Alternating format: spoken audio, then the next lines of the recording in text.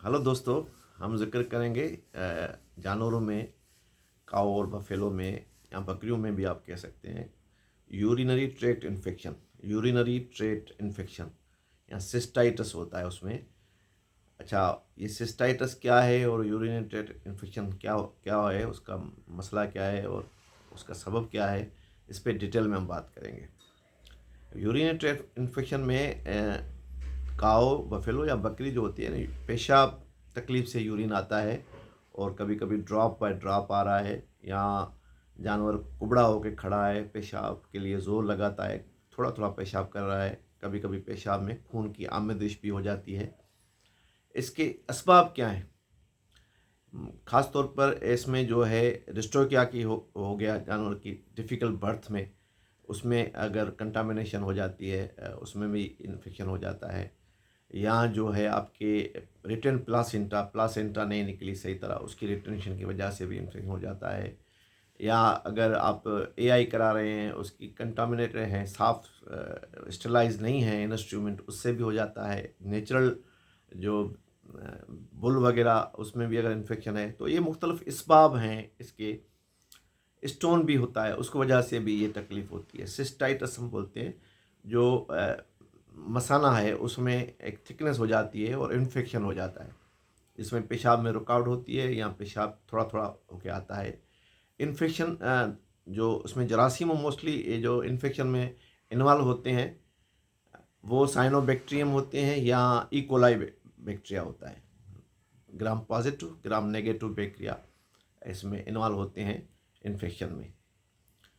अब ये है कि जानवर की तकलीफ़ होगी, पेशाब तकलीफ़ से करेगा, कभी कभी पेशाब करने के लिए ज़ोर लगाता है, कुबड़ा जानवर अ, वो पेट इसे ऊपर नीचे खड़ा करके अपने आप को महसूस होगा कि जानवर को तकलीफ़ है।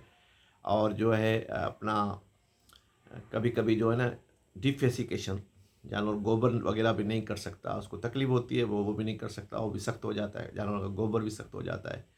तो ये मुख्तलिफ अवामिल हैं जो इसके सबब बन सकते हैं, जिसे हम यूटीआई कहते हैं, सिस्टाइटिस कहते हैं। अब इसमें हो ट्रीटमेंट क्या करें, किस तरह की ट्रीटमेंट होगी? अच्छा, बैक्टीरिया जो जो यूरिन की जो पीएच है, जानवर के यूरिन की पीएच अल्कलाइन होती है और एसिडिक भी हो जाती है। एसिडिक में जो है इकोलाई डेवलप होता है, और जो पीएच अगर अल्कलाइन है तो उसमें साइनोबैक्टीरियम जो है वो डेवलप होता है, उसमें ज़्यादा होता है। तो हम आते हैं कि इसमें आप क्या ट्रीटमेंट क्या करते हैं? डॉक्टर हजरात करते हैं, खुद भी कुछ फार्मर अपनी ट्रीटमेंट करते हैं। तो इसमें ट्रीटमेंट लाइन जो है ना, दो दो लाइन्स हैं ट्रीटमेंट की। एक तो है कि एक एंटीबायोटिक है जो पेनिसिलिन ग्रुप में अच्छी एंटीबायोटिक यूज़ होती है। अच्छा, जब भी आप एंटीबायोटिक यूज़ करें ना, इसमें सिस्टाइटिस में या यूरिनरी ट्रैक्ट इन्फेक्शन में जो है ना, एंटीबायोटिक का कम से कम 7 दिन का दौरानिया होगा। 7 दिन तक आप उसको एंटीबायोटिक लगाएंगे। अगर कम टाइम में वो ठीक हो जाए, फिर उसको आप छोड़ दें, तो फिर दोबारा रिपीटेशन हो सकती है। तो 7 दिन से कम की ट्रीटमेंट नहीं होगी। और जो दूसरी लाइन ऑफ ट्रीटमेंट है वो सेफर है, या फोर्थ जनरेशन जो दवाइयाँ हैं, अच्छी बेहतरीन अच्छी एंटीबायोटिक, इनोफ्लॉक्सन ग्रुप भी जो है आप उसमें यूज़ कर सकते हैं। जेंटामाइसिन भी उसके साथ आप इस्तेमाल कर सकते हैं।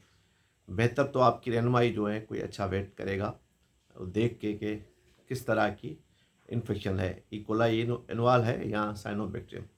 उसमें आप पीएच भी जानवर की चेक करा सकते हैं लेबॉर्ट्री से, अगर चाहें तो वो आप पीएच उसकी चेक करा सकते हैं। इस तरह आप बेहतर आपको आसानी होगी।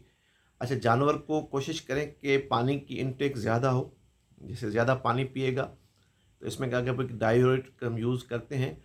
बेहतर है कि उसको पानी ज़्यादा दिया जाए। तो पेशाब ज़्यादा करे तो फ्लश आउट हो जाए, बैक्टीरिया जो है ना उनकी यूरिनेशन ज़्यादा होगी, बढ़ेगी। पानी ज़्यादा जानवर पिएगा तो फ्लश हो जाएंगे, बैक्टीरिया की फ्लश आउटिंग हो जाएगी। तो उसमें आप जो बंडा वगैरह दे रहे हैं उसमें जब ये सिस्टाइटिस हो, जब ये दौरानिया हो, तो इसमें मिनरल वगैरह हम नहीं देते, ठीक है। और मिनरल और प्रोटीन, जो हाई प्रोटीन डाइट है वो भी थोड़ी कम करनी पड़ती है। उससे जो है वो पीएच में फ़र्क पड़ता है, यूरिन के पीएच में फ़र्क पड़ता है।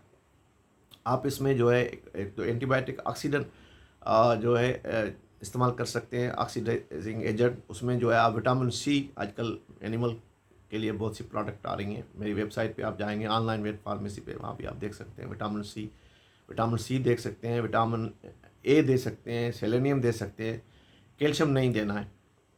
और जो है अपना आप इसमें एक आता है नॉर्मली जो मार्केट में अवेलेबल होता है नौशादर, एमोनियम क्लोराइड जिसको बोलते हैं, तो नौशादर आप दे सकते हैं जानवर को। वो भी कंटिन्यू आप, वो भी डायरेक्ट पानी में नहीं देना, पानी में देंगे तो मुंह में जो अल्सर बन जाती है, तो वो आप किसी उसमें वनडे में मिला के दें, गुड़ वगैरह में मिला के नौशादर आप दे सकते हैं 20 ग्राम पर 100 kg पे। ये भी आप 15-20 दिन आपको देंगे तो यूरिनेशन उसके बेहतरी होगी, पेशाब के लिए पीएच जो है पेशाब की पीएच बेहतर होगी। और कभी कभी जो एक किस्म का स्टोन बनते हैं, उनको स्टोन को भी ब्रेक करता है ये नौशादर। तो ये आप एंटीबायोटिक और दवाइयों के साथ आप नौशादर भी जानवर को दे सकते हैं। इस तरह जानवर की केयर करें और उम्मीद है कि आपके एनिमल ठीक हो जाएंगे। और समझ में बात नहीं आए, अगर आप किसी अच्छे वेट से मालूमात लें, वेट से मदद लें तो और बेहतर होगा।